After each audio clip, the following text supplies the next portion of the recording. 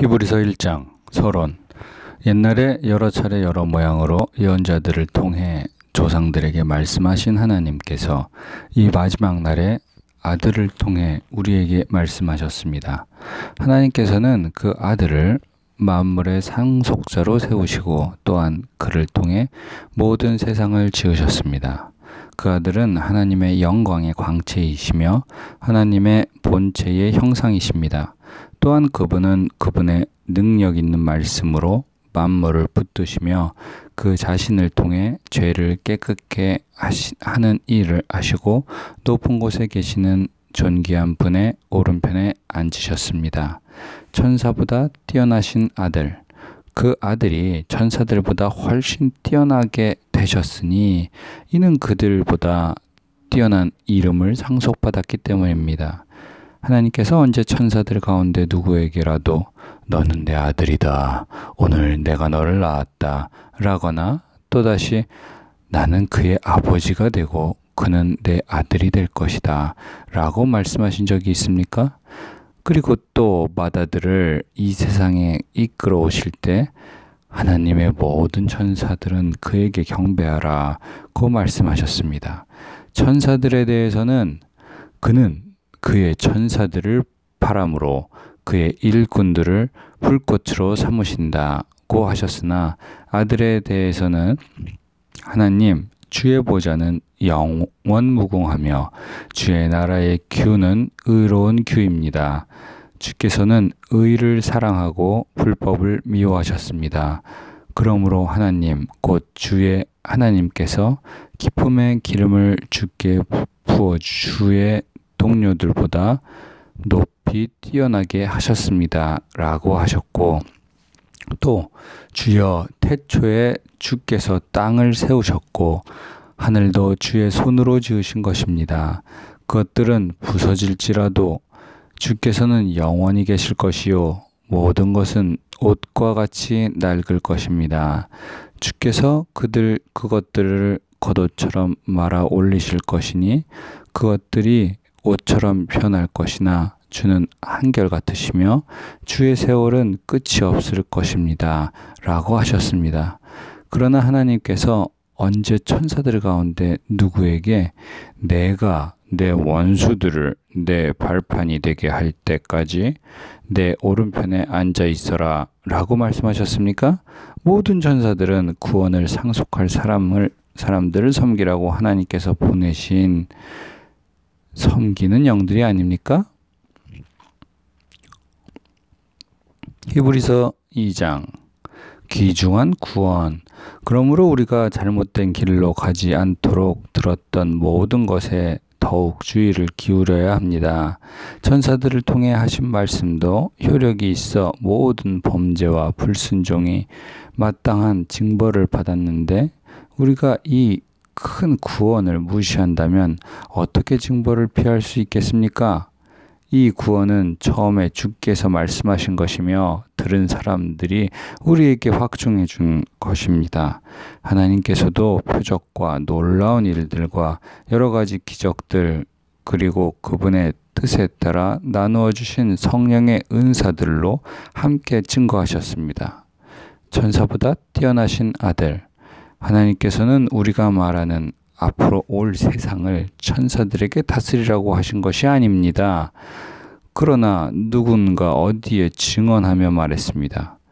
사람이 무엇이기에 그를 생각해 주시며 인자가 무엇이기에 그를 돌보십니까? 주께서 그를 잠시 동안 천사들보다 낫게 하시고 그에게 영광과 존귀의 관을 씌우셨습니다. 주께서는 만물을 그의 발 아래 복종하게 하셨습니다. 하나님께서는 만물을 그의 발 아래 복종하게 하심으로 그에게 복종하지 않은 것을 하나도 남기지 않으셨습니다. 그러나 지금은 우리가 아직 만물이 그에게 복종하는 것을 보지 못합니다. 다만 우리는 천사들보다 잠시 낮아지신 분, 곧 죽음의 고난을 통해 영광과 존귀로 관을 쓰신 예수님을 바라봅니다. 이는 그분이 하나님의 은혜로 모든 사람을 위해 죽음을 맛보시려 하심입니다. 모든 것을 만드시고 모든 것을 보존하시는 하나님께서는 많은 아들들을 영광에 이르게 하시려고 그들의 구원 창시자를 고난을 통해 완전케 하시는 것이 마땅합니다. 거룩하게 하시는 분과 거룩하게 된 사람들이 모두 한 분에게서 나왔습니다. 그러므로 예수께서는 이들을 형제들이라고 부르기를 부끄러워하지 않으시고 말씀하시기를 내가 주의 이름을 내 형제들에게 선포하고 교회 가운데서 주를 찬양할 것입니다 하시고 다시 내가 그를 의지하리라 하시고 또다시 보라 나와 하나님께서 내게 주신 자녀들이다 라고 하셨습니다. 이와 같이 자녀들은 피와 살을 함께 나눈 사람들이므로 그 자신도 이와 같이 그들과 함께 속하셨습니다. 이는 죽음으로 인해 죽음의 권세를 가진 자, 곧 마귀를 멸하시기 위함이며 또한 죽음이 두려워 평생 노예로 매여 사는 사람들을 풀어주시기 위함입니다. 물론 그는 천사들을 붙들어 주시려는 것이 아니라 아브라함의 씨를 붙들어 주시려는 것입니다. 이러므로 그는 모든 것에 형제들과 같아지셔야만 했습니다. 이는 하나님 앞에서 자비롭고 신실한 대제사장이 되셔서 백성의 죄를 대속하시기 위함입니다. 그는 몸소 시험을 받으시고 고난당하셨기에 시험 받는 사람들을 도우실 수 있습니다. 히브리서 3장 모세보다 뛰어난 예수.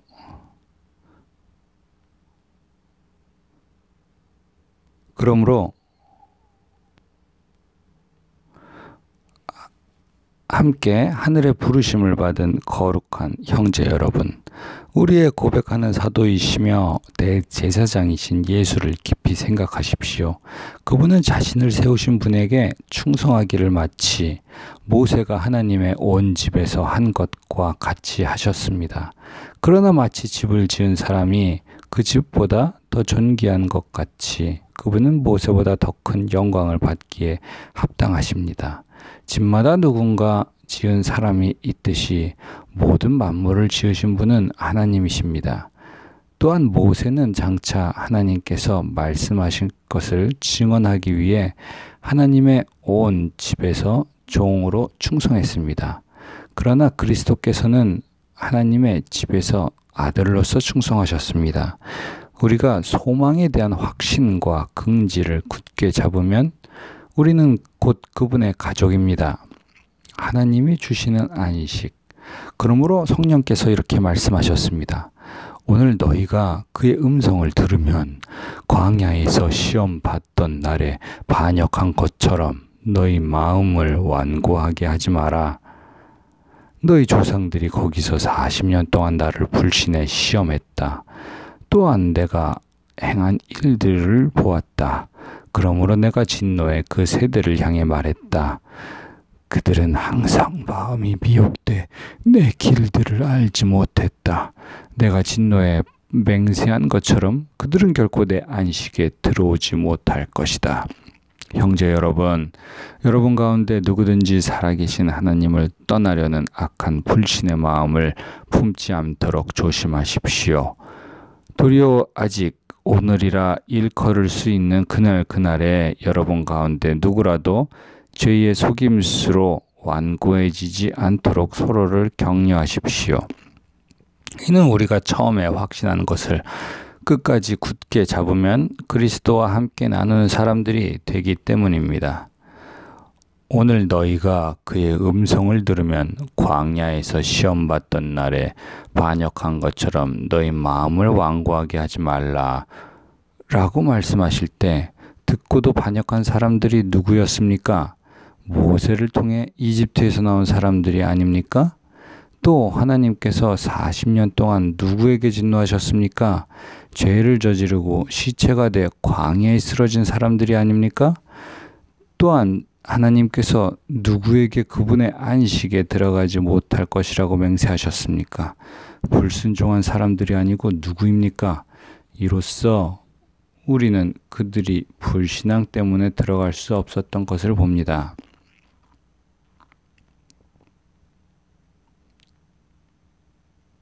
히브리서 4장. 그러므로 그분의 안식에 들어가리라는 약속이 남아있을 동안에 여러분 가운데 혹 누구라도 거기에 이르지 못하는 사람이 있을까 두려워합시다. 그들처럼 우리도 복음 증거를 받은 사람들입니다. 그러나 들은 말씀이 그들에게 무익했던 것은 그들이 들은 말씀과 믿음을 연합하지 않았기 때문입니다. 그런데 믿는 우리들은 그 안식에 들어갑니다. 이는 하나님께서 내가 진노에 맹세한 것처럼 그들은 결코 내 안식에 들어오지 못하리라고 하신 것과 같습니다. 사실 세상이 창조된 이래로 그분의 일들이 이루어져 왔습니다. 어디엔가 제7일에 관해 이렇게 말씀하셨습니다. 그리고 하나님께서 일곱째 날에 그분의 모든 일을 쉬셨다. 그런데 여기서는 다시 그들은 결코 내 안식에 들어오지 못할 것이다 라고 하십니다. 이와 같이 이제 어떤 이들에게는 저 안식에 들어갈 기회가 남아있지만 복음을 먼저 전해 들은 사람들은 불순종으로 인해 들어가지 못했습니다. 그러므로 이미 인용한 것처럼 하나님께서 다시 오랜 후에 어느 한 날을 정해 오늘이라 하시고 다윗을 통해 말씀하셨습니다. 오늘 너희가 그의 음성을 듣거든 너희 마음을 완고하게 하지 말라. 만일 여호수아가 그들에게 안식을 주었더라면 하나님께서 나중에 다른 날에 대해 말씀하시지 않았을 것입니다. 그러므로 하나님의 백성에게는 안식이 남아 있습니다. 이는 하나님의 안식에 들어간 사람은 하나님께서 자신의 일을 쉬셨던 것처럼 그 자신도 자기의 일을 쉬기 때문입니다. 그러므로 누구든지 이와 같이 불순종의 본을 따라 멸망하지 않도록 우리가 저 안식에 들어가기를 힘씁시다. 하나님의 말씀은 살아있고 힘이 있으며 양날에선 어떤 칼보다도 더 예리해 혼과 영과 관절과 골수까지 찔러 쪼개기까지 하며 마음의 생각과 의도를 분별해냅니다. 그러므로 어떤 피조물이라도 하나님 앞에 숨을 수 없고 오히려 모든 것은 우리에게서 진술을 받으실 그분의 눈앞에 벌거벗은 채 드러나 있습니다. 위대한 대제사장이신 예수, 이와 같이 우리에게 하늘로 올라가신 위대한 대제사장, 곧 하나님의 아들 예수가 계시니 우리가 고백한 신앙을 굳게 지킵시다. 이는 우리에게 계신 대제사장은 우리의 연약함을 동정하지 못하시는 분이 아니며 또한 모든 면에서 우리와 동일하게 시험을 당하셨으나 죄가 없으신 분이기 때문입니다. 그러므로 자비하심을 얻고 필요할 때 도우시는 은혜를 얻기 위해 은혜의 보좌 앞으로 담대히 나아갑시다. 히브리서 5장. 모든 대제사장은 사람들 가운데서 뽑혀 사람을 위해 하나님 앞에 있는 사람입니다. 곧 대제사장은 예물을 드리고 곧 속죄의 희생제사를 드립니다. 그가 무지하고 미혹된 사람들을 불쌍히 여길 수 있는 것은 자신도 연약에 쌓여 있기 때문입니다. 그러므로 그는 백성을 위해서뿐 아니라 자신을 위해서도 속죄제사를 드려야 합니다.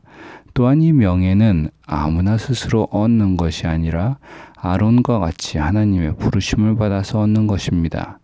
이와 같이 그리스도께도 스스로 영광을 취하셔서 대제사장이 되신 것이 아니라 오직 그분에게 말씀하시는 분이 너는 내 아들이다.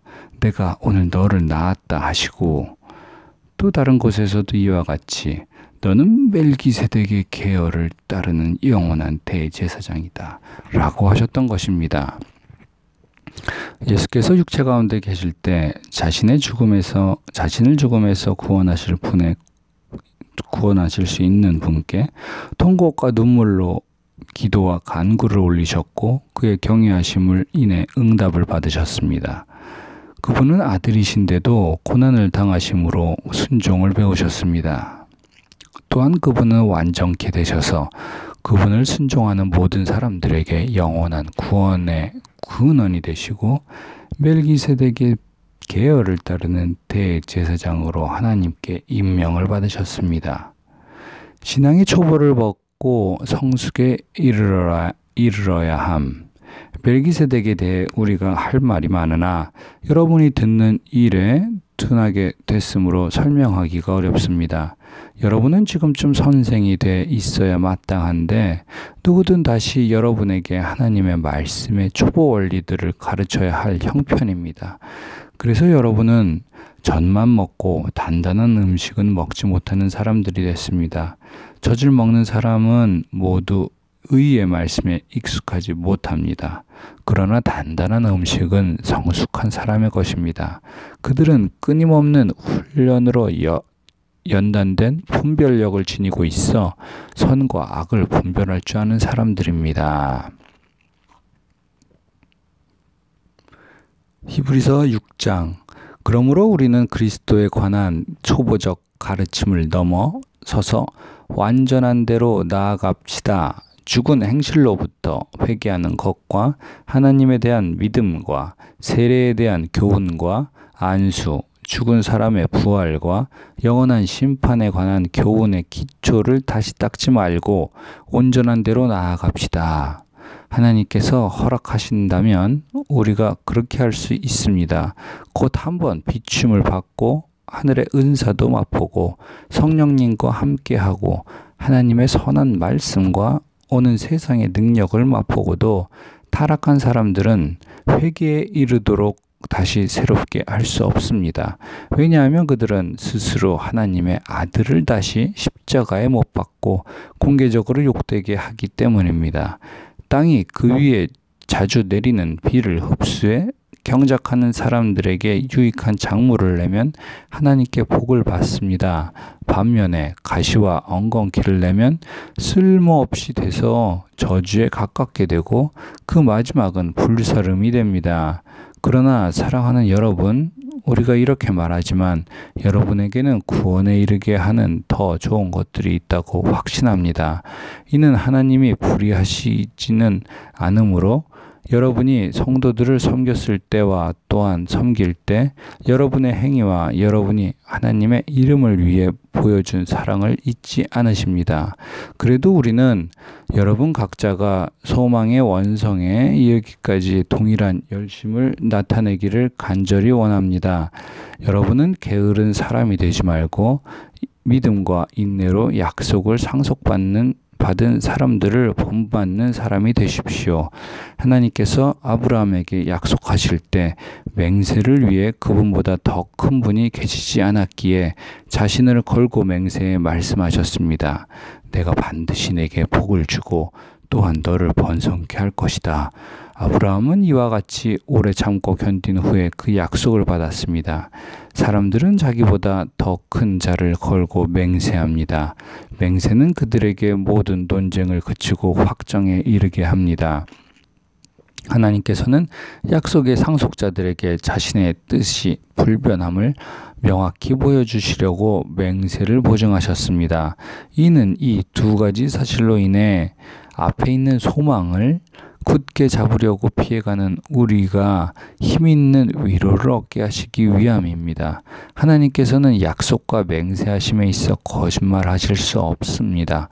우리가 가진 이 소망은 안전하고 확실한 영혼의 닷과 같아서 휘장 안으로 들어가게 합니다.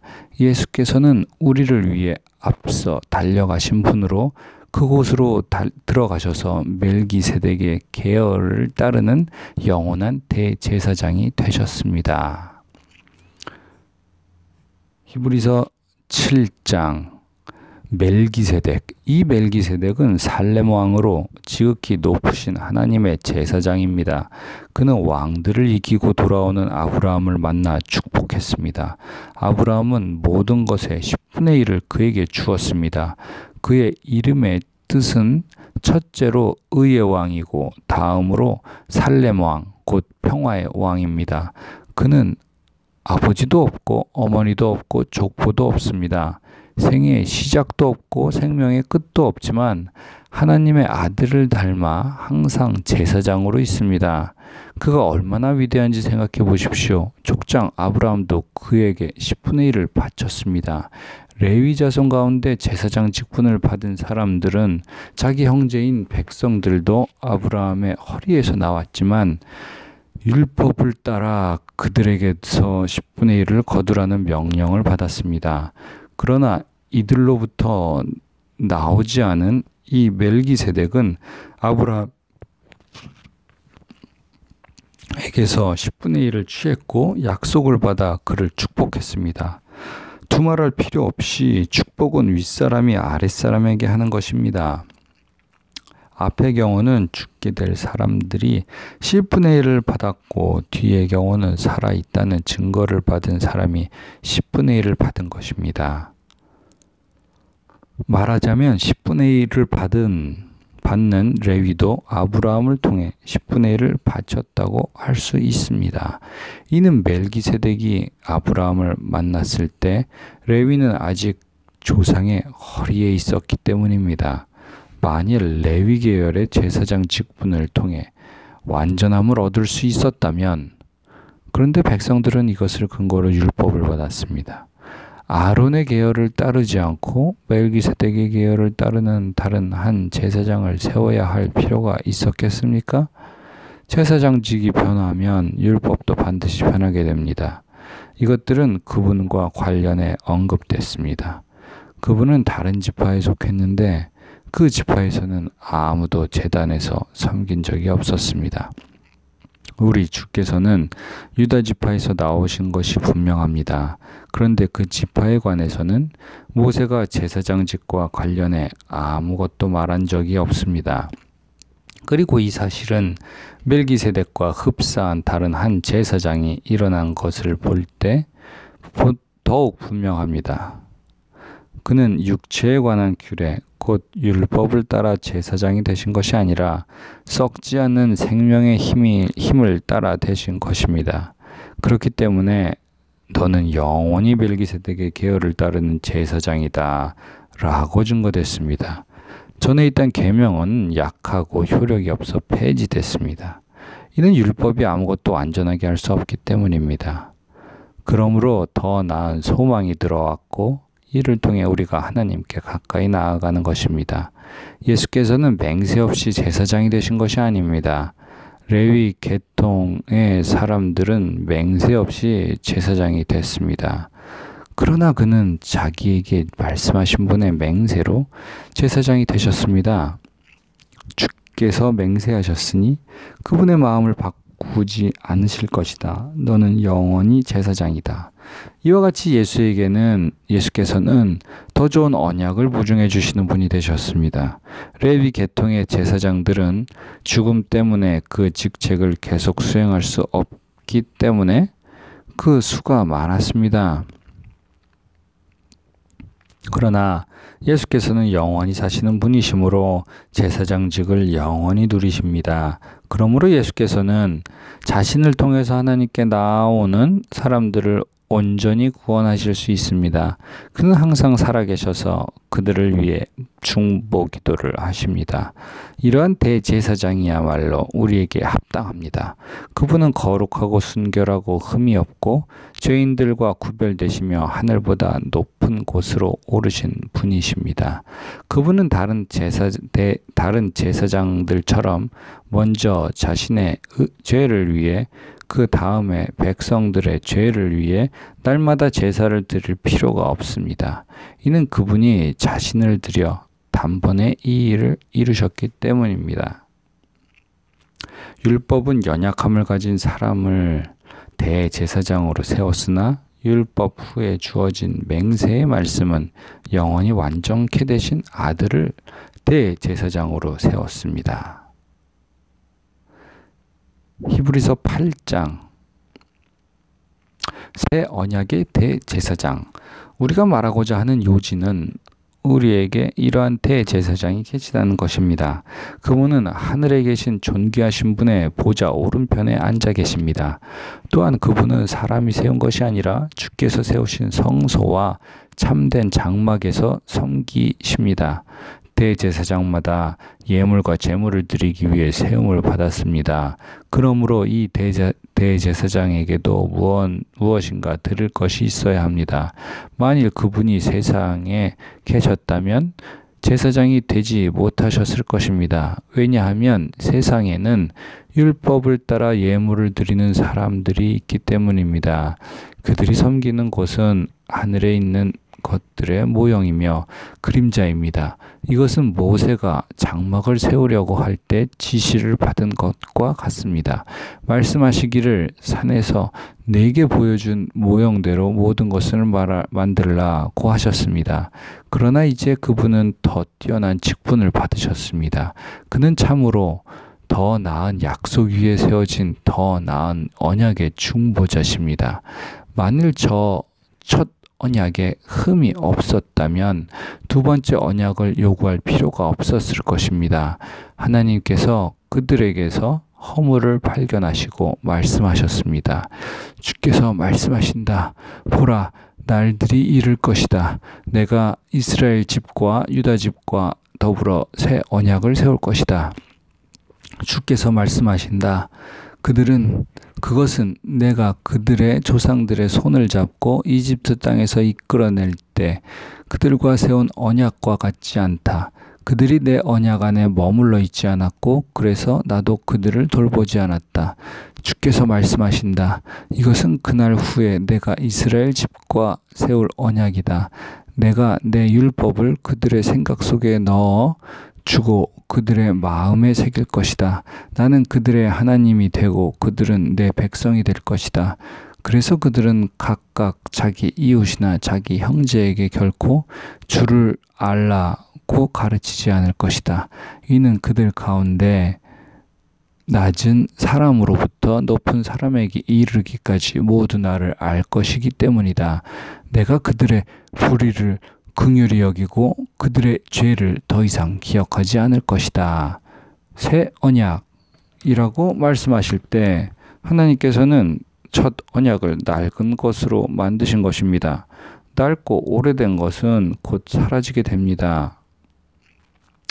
히브리서 9장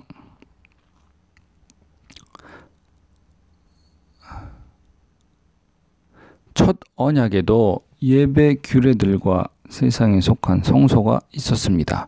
첫 번째 장막이 세워졌는데 그 안에는 촛대와 상과 진설병이 있었습니다. 이곳은 성소라고 불립니다. 그리고 두 번째 휘장 뒤에는 지성소라고 불리는 장막이 있습니다. 이곳에는 금으로 만든 분향 제단과 전부를 금으로 입힌 언약궤가 놓여 있습니다.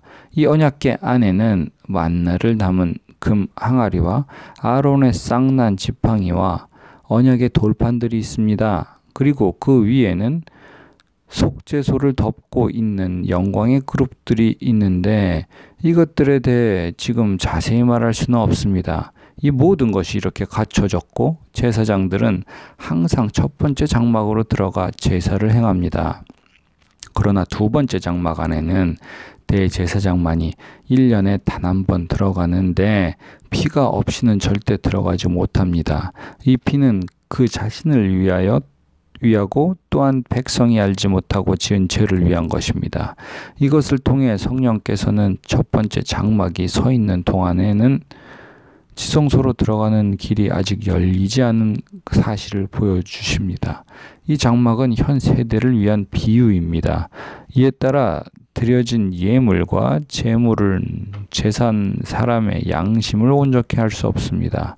그것들은 먹고 마시는 것과 여러 가지 씻는 의식들과 관련된 것들로서 단지 개혁의 때까지 부과된 육체를 위한 규례들에 지나지 않습니다.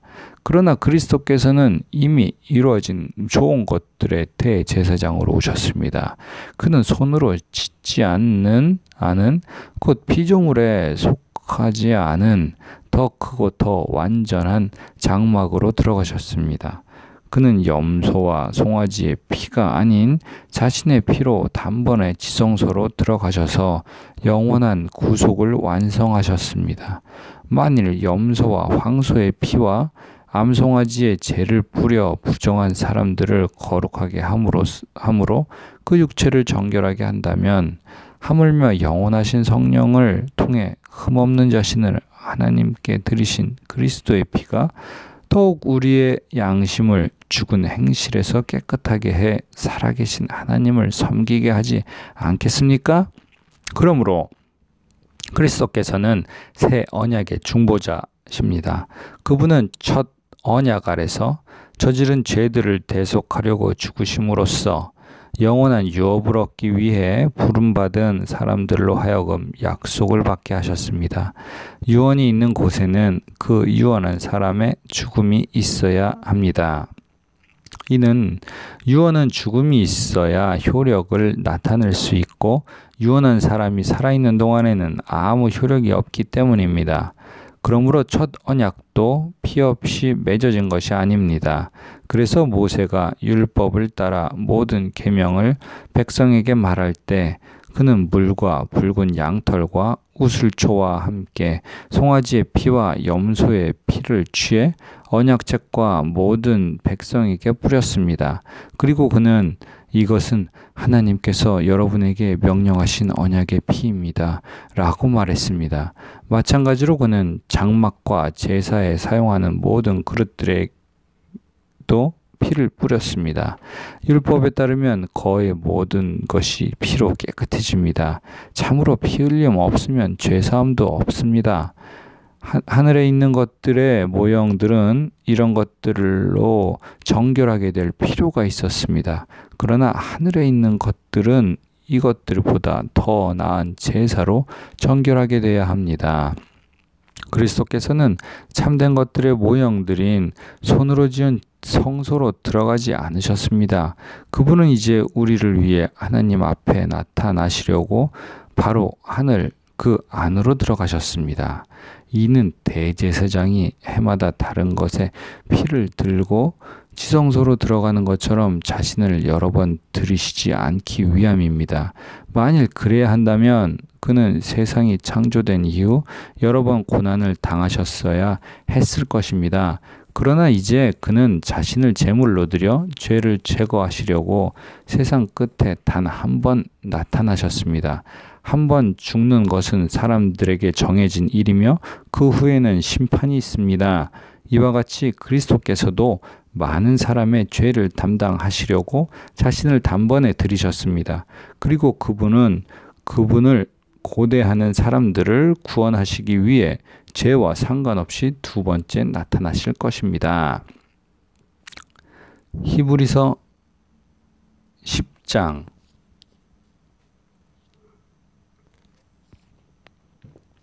율법은 다가올 좋은 것들의 그림자일 뿐 그것이 실제의 형상 그 자체는 아닙니다. 그러므로 그것은 해마다 끊이지 않고 드리는 똑같은 제사들을 통해 나아오는 사람들을 결코 온전하게 할 수 없습니다. 그렇게 할 수 있었다면 바치는 일이 그치지 않았겠습니까? 왜냐하면 섬기는 사람들이 단번에 정결케 돼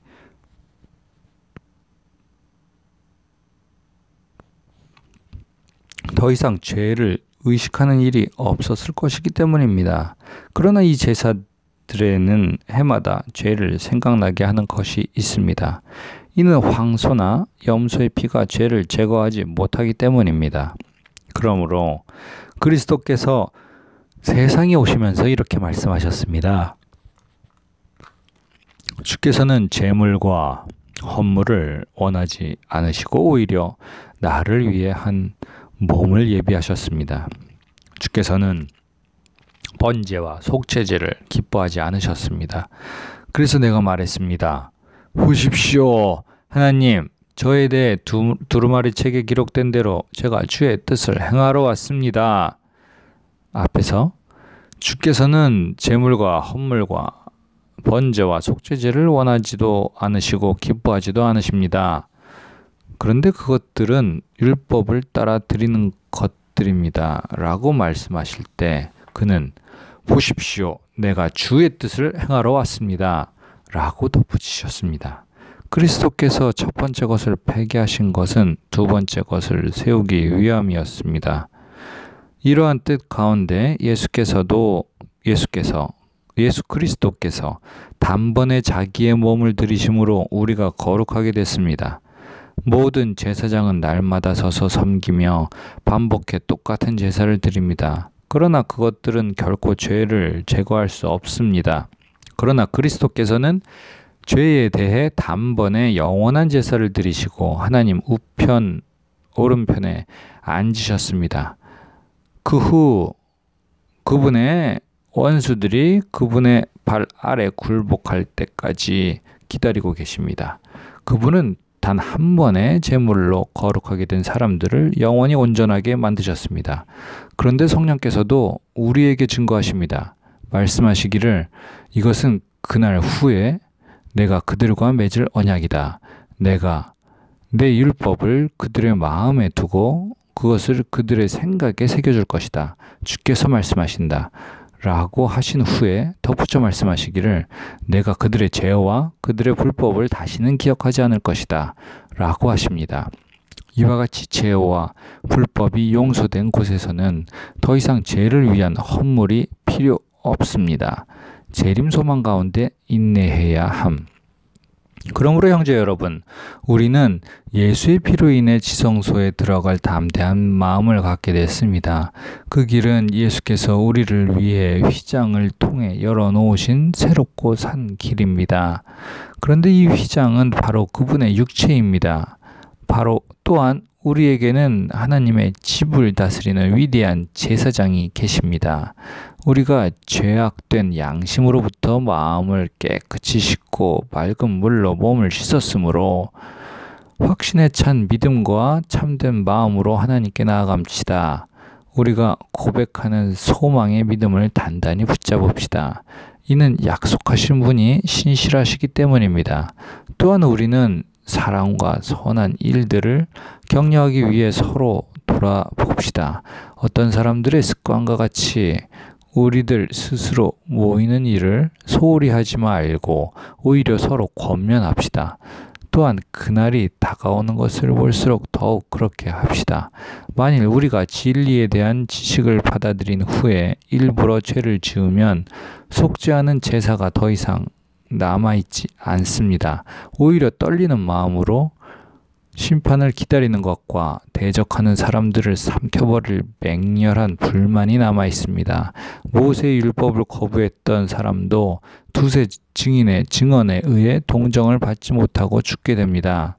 하물며 하나님의 아들을 짓밟고 자기를 거룩하게 한 언약의 피를 부정하게 여기고 은혜의 성령을 모독한 사람이 당연히 받을 형벌이 얼마나 더 가혹하겠는가를 생각해 보십시오. 원수 갚는 것은 내게 속한 것이니 내가 갚아주겠다 라고 말씀하시고 또다시 주께서 자기 백성을 심판하실 것이다 라고 말씀하신 분을 우리는 알고 있습니다. 살아계신 하나님의 손에 빠져들어가는 것은 무서운 일입니다. 여러분은 빛을 받은 후에 고난 가운데 큰 싸움을 이겨낸 지난 날들을 기억하십시오. 여러분은 때로 비방과 환난을 당함으로 공개적인 구경거리가 되기도 했고 또 때로는 이렇게 살아가는 사람들의 동료가 되기도 했습니다. 또한 감옥에 갇힌 사람들과 함께 아파하고 여러분의 재물을 빼앗기는 것도 기쁨으로 감당했습니다. 이는 여러분이 보다 나은 영원한 재물이 있는 줄 알았기 때문입니다. 그러므로 여러분은 담대함을 버리지 마십시오. 이는 그 담대함이 큰 상을 가져올 것이기 때문입니다. 여러분이 하나님의 뜻을 행한 후에 약속을 받기 위해서는 인내가 필요합니다. 잠깐 후면 그분이 오실 것이니 지체하지 않으실 것이다. 그러나 내 의인은 믿음으로 말미암아 살 것이다. 누구든지 뒤로 물러서면 내 영이 그를 기뻐하지 않을 것이다. 그러나 우리는 뒤로 물러나 멸망에 이르는 사람들이 아니라 믿음을 갖고 생명을 얻을 사람들입니다.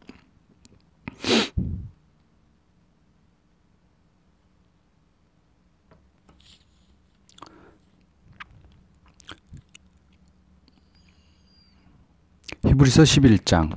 믿음의 선진들. 믿음은 바라는 것들의 실체며 보지 못하는 것들의 증거입니다.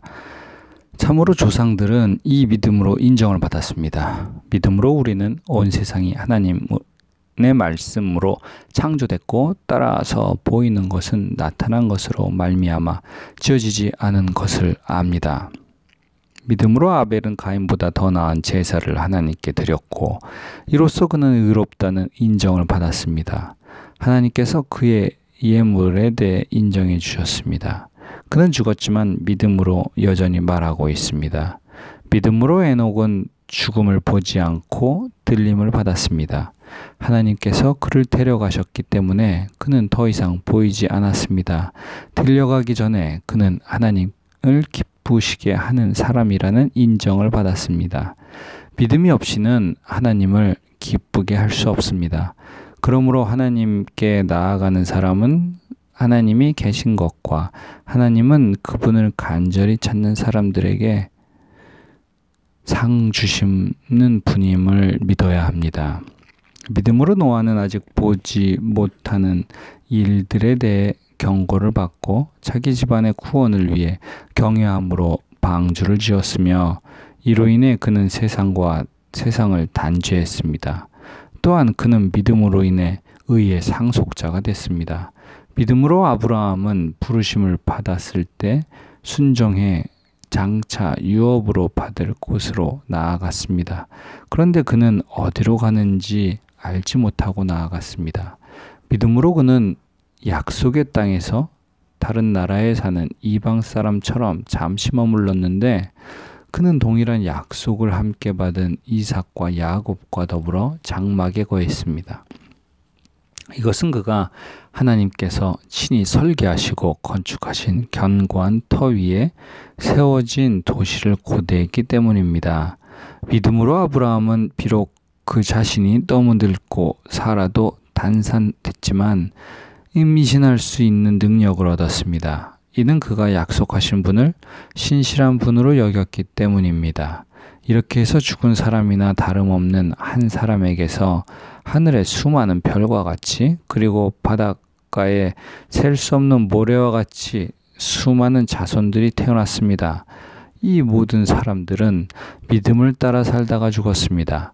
그들은 약속하신 것들을 받지 못했지만 그것들을 멀리서 보고 환영했으며, 세상에서는 외국 사람이며 나그네임을 고백했습니다. 이렇게 말하는 사람들은 자신들이 본향을 찾는 사람들임을 분명히 보여줍니다. 만일 그들이 떠나온 곳을 생각하고 있었다면 돌아갈 기회가 있었을 것입니다. 그러나 그들은 이제 더 나은 곳을 사모하는데 그것은 하늘에 있는 것입니다. 그러므로 하나님께서도 그들의 하나님이라 불리는 것을 부끄러워하지 않으시고 그들을 위해 한 도시를 예비하셨습니다. 믿음으로 아브라함은 시험을 받을 때 이삭을 바쳤습니다. 그는 약속들을 받은 사람이면서도 자기 외아들을 기꺼이 바치려 했습니다. 하나님께서 전에 말씀하시기를 내 자손이라고 불릴 사람은 이삭으로 말미암을 것이다 라고 하셨습니다. 아브라함은 하나님께서 죽은 사람도 살리실 수 있다고 생각했습니다.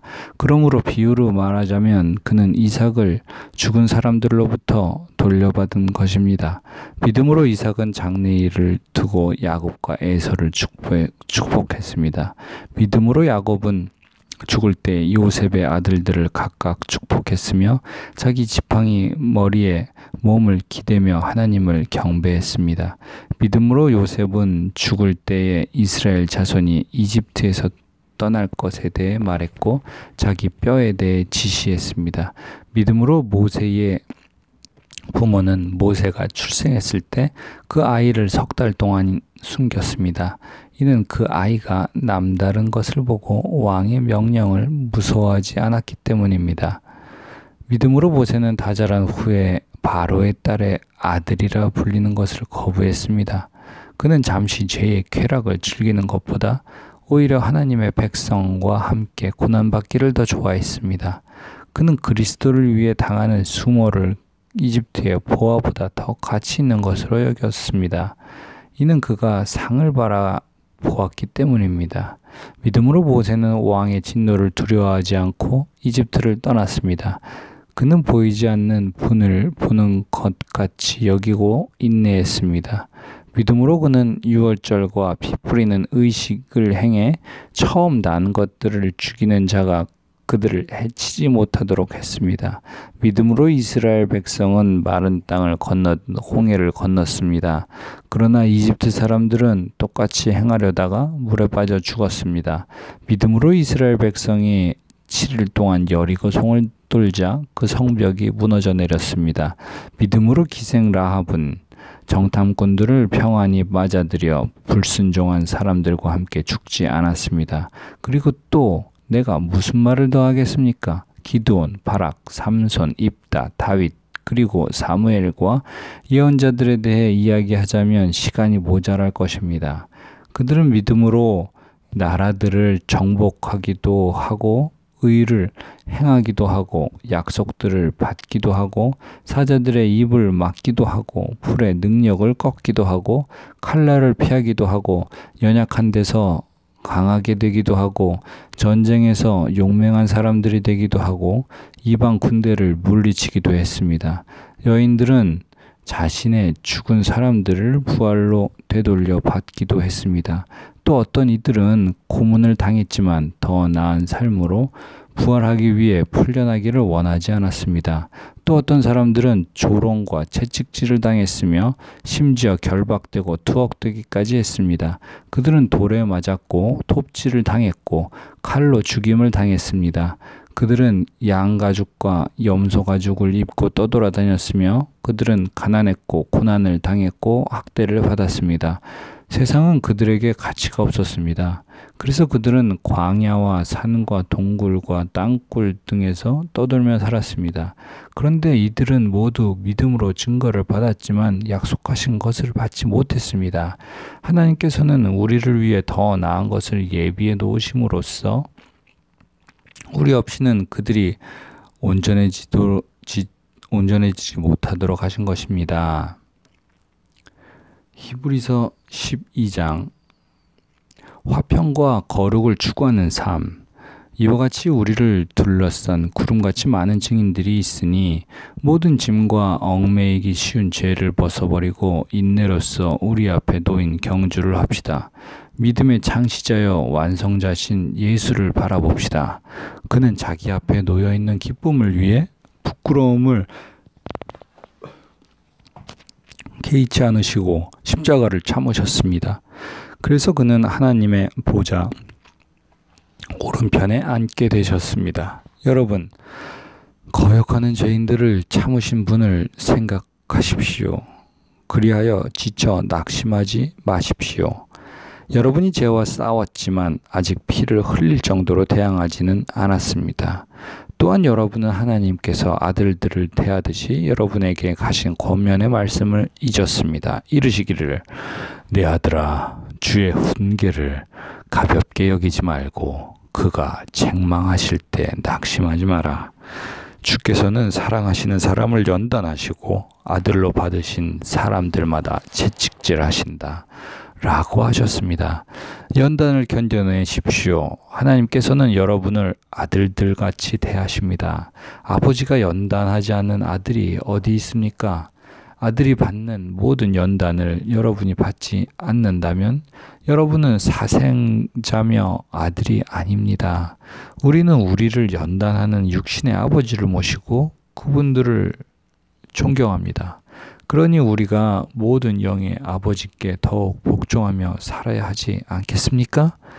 육신의 아버지는 자기가 좋다고 생각하는 대로 우리를 잠시 연단하지만 영의 아버지께서는 우리의 유익을 위해 그분의 거룩하심을 거룩하심에 참여하도록 연단하십니다.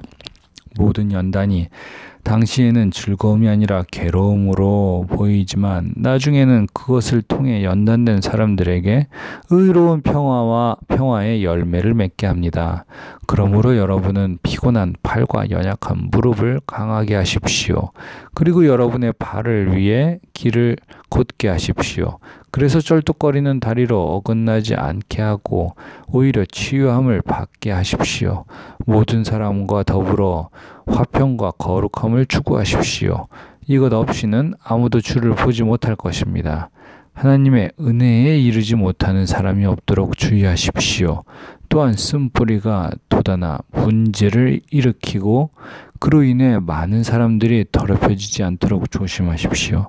또한 음행하는 사람이나 음식 한 그릇에 자신의 장자권을 판 에서와 같이 세속적인 사람이 없도록 살피십시오. 여러분이 알다시피 에서는 후에 복을 상속받고 싶어 했지만 거절당했습니다. 그가 눈물로 복을 구했지만 회개할 기회를 얻지 못했습니다. 믿는 사람들의 현 위치, 여러분이 나아가 도착한 곳은 신의 산 같은 곳이 아닙니다.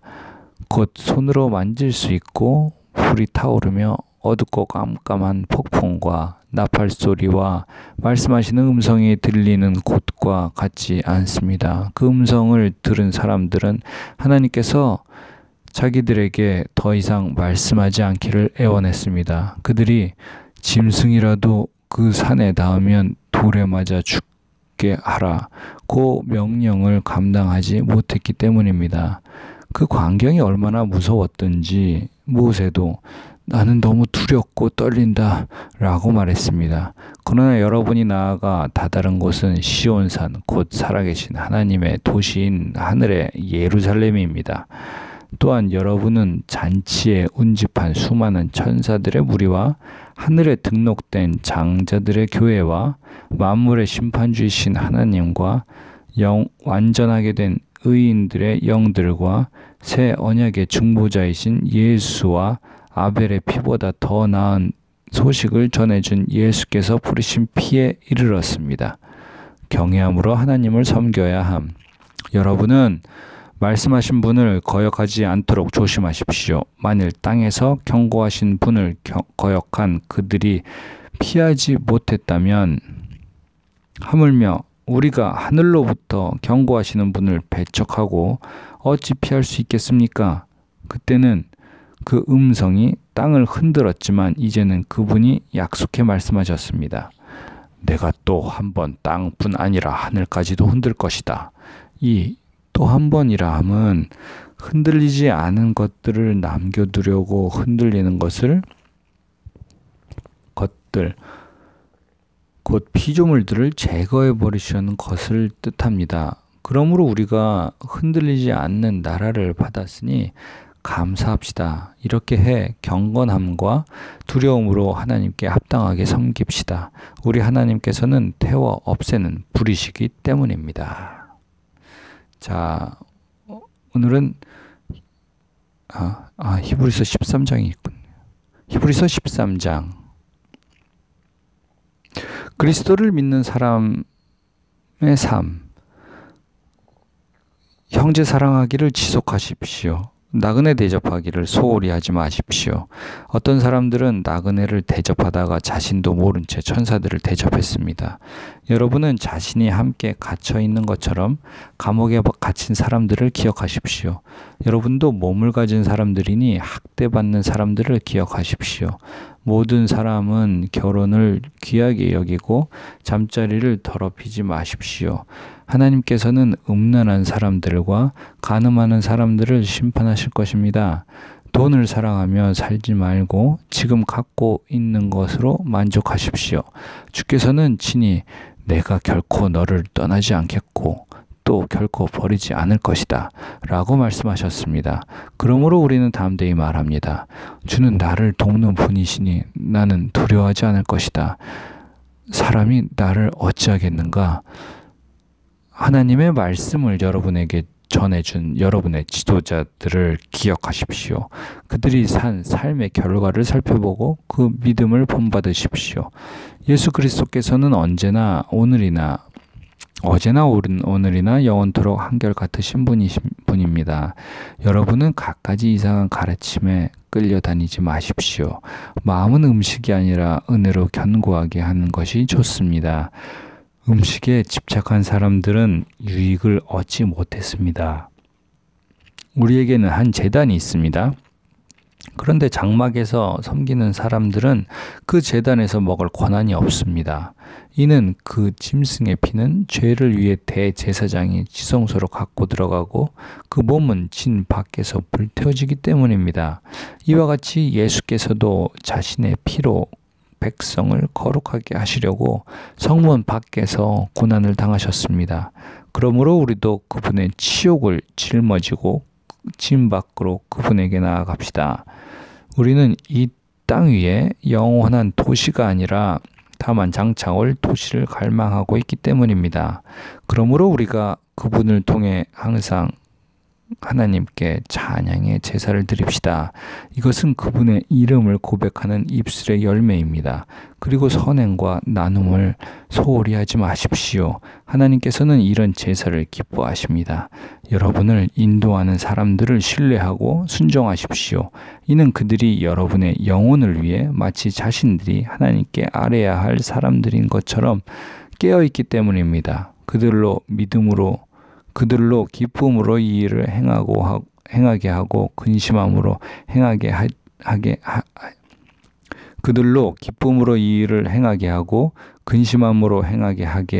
하십시오. 행하지 않게 하십시오. 그렇지 않으면 여러분에게 유익이 되지 못할 것입니다. 맺는 말, 우리를 위해 기도해 주십시오. 우리는 모든 일을 올바르게 행하며 선한 양심을 갖고 있다고 확신합니다. 내가 여러분에게 더 빨리 돌아갈 수 있도록 더욱 열심히 기도해 주십시오. 평강의 하나님, 곧 양들의 큰 목자이신 우리 주 예수를 죽은 사람 가운데서 영원한 언약의 피로 이끌어내신 분이 그분의 뜻을 행할 수 있도록 모든 선한 것으로 여러분을 온전케 해주시기를 원합니다. 또한 하나님께서 예수 그리스도로 말미암아 그분에게 기쁨이 되는 것을 우리 안에서 행하시기를 원합니다. 하나님께 영광이 무궁하기를 빕니다. 아멘. 형제 여러분, 내가 여러분에게 권합니다. 이 권면의 말을 용납하십시오. 내가 여러분에게 간단히 썼습니다. 우리 형제 디모데가 석방된 것을 알려드립니다. 그가 속히 오면 내가 그와 함께 여러분을 만나보게 될 것입니다. 여러분을 지도하는 모든 사람들과 온 성도들에게 안부를 전해 주십시오. 이탈리아에서 온 사람들이 여러분에게 안부를 전합니다. 은혜가 여러분 모두와 함께 하기를 빕니다. 아멘. 히브리서 13장까지 읽었습니다. 감사합니다.